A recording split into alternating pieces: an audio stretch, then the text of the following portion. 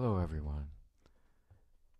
I'm taking a little time to share with you how I mix all my sounds together in Zoom. It's almost exactly the same way that I mix everything together for live feeds. So I'm just going to demonstrate for a very, quick few bars what the student will hear on the other end. So if I'm going to play them a tune, I just hit my backing track like this, and I play along using my instrument mic. 1, 2, 3, 4.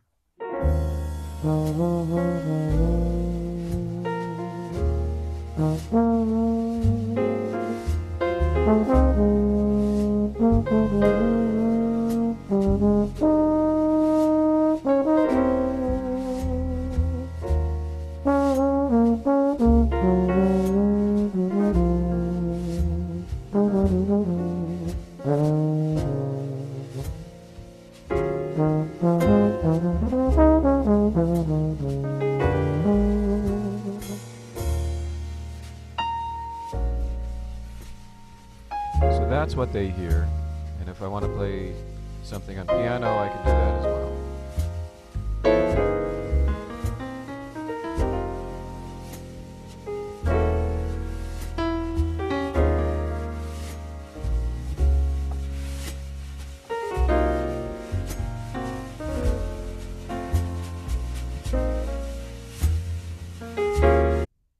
So how do I do this?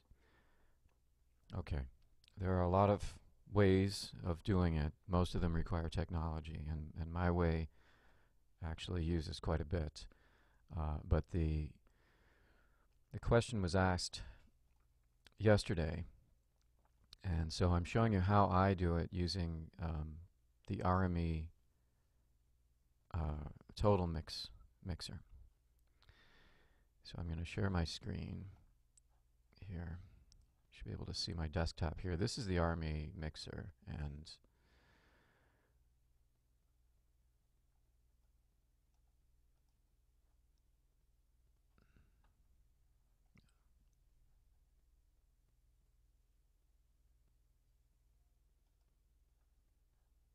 okay, I'm sharing my screen now. So this is the RME mixer that I'm using. I have a lot of different snapshots that I use.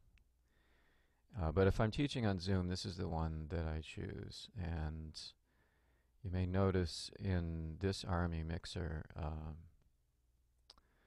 I have a couple of mics. This one here that's going into analog number 10 is my voice mic that I'm speaking into right now.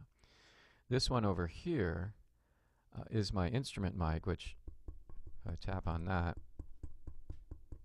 you can see. So these two mics seem to be at different levels, and that's what works pretty well in Zoom. What you are seeing now is the mix that's going into analog 1 and 2. That's the main output for the RME. And here is how they can hear everything. Over here is a feature called loopback.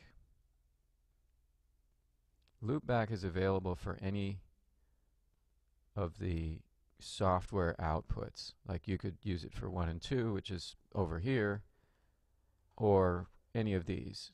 Analog 3 and 4, if I wanted to loop it back, I would just hit the little wrench icon and then I can choose loopback there. Or 5 and 6, which I sometimes use, but not for this particular setting. I'm looping back everything that goes into the main 1 and 2 output, the main output. Why am I doing that?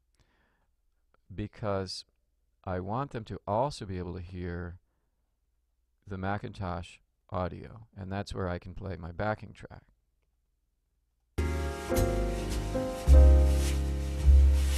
So you might notice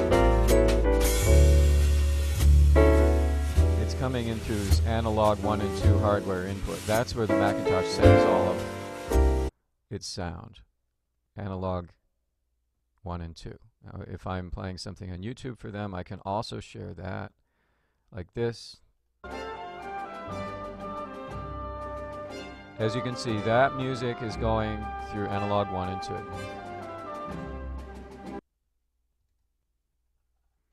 So this is the trick. Mac, if you want to send all of your Mac sounds through Zoom, you know that they're going to come in through analog 1 and 2. This is how you arrange that. For sound output, I choose my Fireface. Since the Mac has a hard time with all of the various inputs and outputs in the Fireface, you have to choose just the Fireface, and then it automatically will go to 1 and 2. So when you choose loopback, what happens is all of that which goes out through the main, the main bus, gets looped back to analog 1 and 2 input. That means everything I'm saying through this mic, because the mic is open and it's feeding into 1 and 2, is going to get looped back into this. Everything that goes into this mic, again, gets looped back into that. Now, how do I get my reverb? I get my reverb by using Logic Pro, and this is my input over here for my trombone mic. You can see it's got reverb on it. So in order to do that, I just have to have software monitoring on. I realize this is very complicated, but this is how I do it. Also, that's how I get my piano sound. The piano is a software instrument in Logic. It's right here, Steinway piano.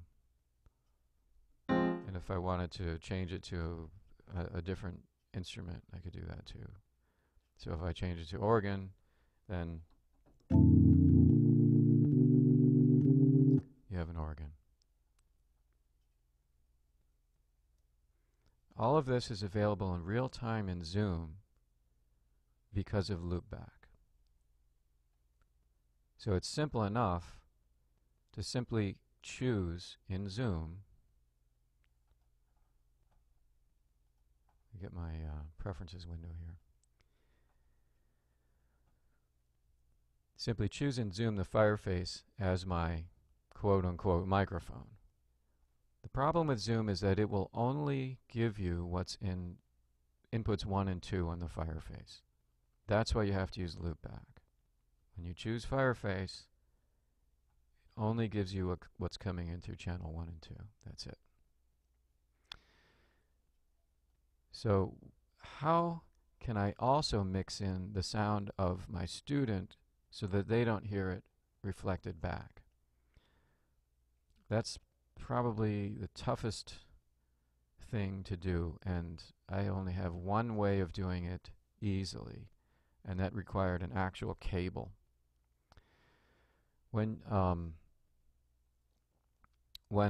am having a lesson, if I were to use this loopback feature and then have my speaker be also the Fireface 800, the sound of my student's voice and their instrument would come right back into 1 and 2, and it would echo into their ear, which would be horrible. So how can I get it so only I hear it and they don't?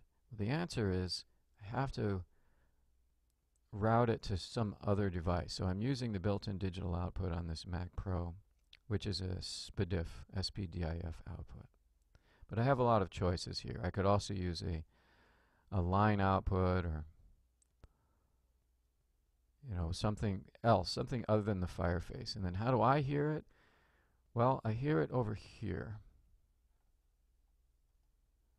See, right now you're seeing the mix that's going out, but the mix that I'm listening to in my headphones is actually 9 and 10. And you'll see that's different.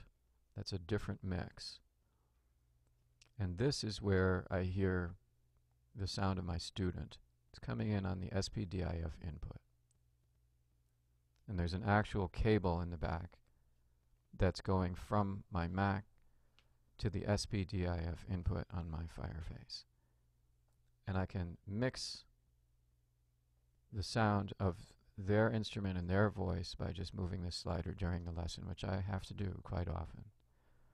This means they don't hear themselves reflected back, and I can mix them exactly the way I want. So that's how I do it.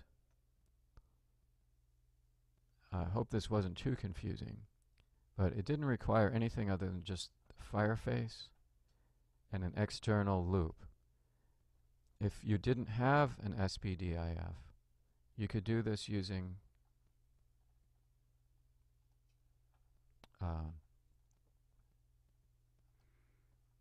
the line output and then just use a wire, a stereo cable, and have that stereo cable looped physically into one of your inputs in the RME mixer. For instance, this one here, analog 5 and 6.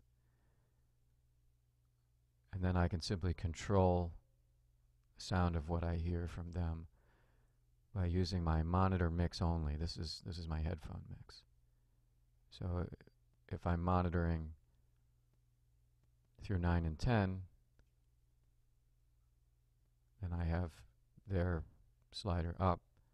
But when I am looking at 1 and 2, that's what they hear. It should be down. So if this hasn't completely confused you, I hope it was helpful. But it's not necessary to buy any additional software if you're trying to do this and you already have RME.